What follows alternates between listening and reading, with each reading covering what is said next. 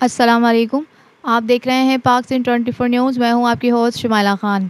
ज़िला ठट्टा से रिपोर्ट कर रहे हैं रब नवाज़।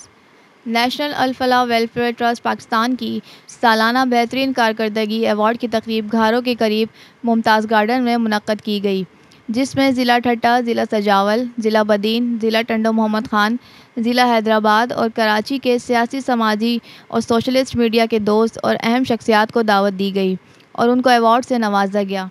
प्रोग्राम की तकरीब रौनुमाई कुरान पाक की तिलावत से की गई।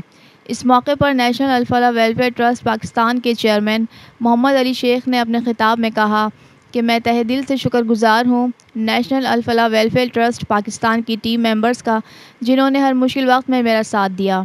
और नेशनल अल फलाह वेलफेयर ट्रस्ट पाकिस्तान काफ़ी अरसे से अंदरूनी सिंध के उन पसमानदा इलाकों में काम कर रही है जहाँ कोई पहुँच नहीं पाया।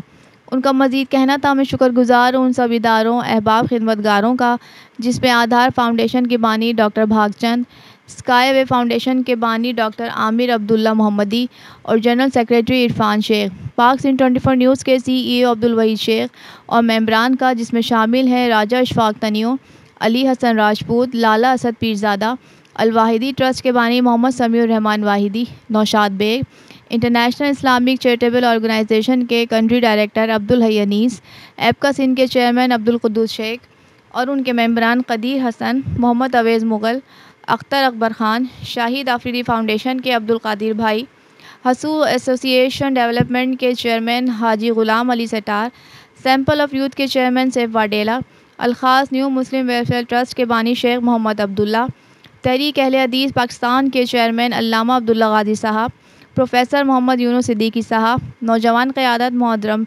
जान एहसान जोक्यू साहब, साईं अमीर हैदर शाह शरादी साहब, शेख राजूनी इत्तेहाद की तरफ से assistant commissioner Abdul Ghaffar Sheikh, Mumtaz Ali Sheikh, Ghulam Ali Sheikh, Yasin Sheikh, doctor इम्तियाज़ शेख, डॉक्टर ख़ादिम हुसैन शेख, फ़कीर मोहम्मद शेख और सियासी समाजी रहनुमाओं का, जिन्होंने मेरे इस छोटे से कारवां में अपना कीमती वक्त दिया।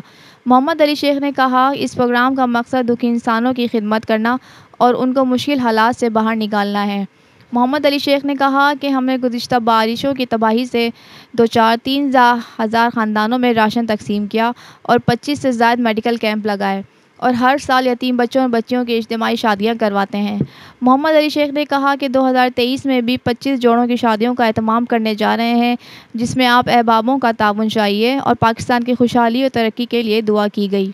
मेहमान खुसूसी नादिश फातिमा और सबीन जावेद पाक सिंध 24 न्यूज़ से गुफ्तगू कर रही हैं। आइए सुनते हैं। और ये अप्रिसिएशन जो होती है ना, ये काम करने वालों की ऐसा समझ ले रूह की ग़िज़ा होती है, तो ऐसे प्रोग्राम्स होने चाहिए। तो अच्छा लगता है कि जब आप काम करते हैं और काम करने के बाद आपको अप्रिसिएशन मिलती है, तो अप्रिसिएशन आपका राइट होती है। ड्यूरिंग कोविड-19 भी हम लोगों ने बहुत काम किया, इसके अलावा जो है वो फ्लड सिचुएशन में बड़ा काम किया। तो सिंध से इस जगह पर आज घरों में कई डिफरेंट ऑर्गेनाइजेशन के लोग मौजूद हैं और वो हिडन टैलेंट मौजूद है जो कि काम कर रहे हैं। Very well done, thank you very much.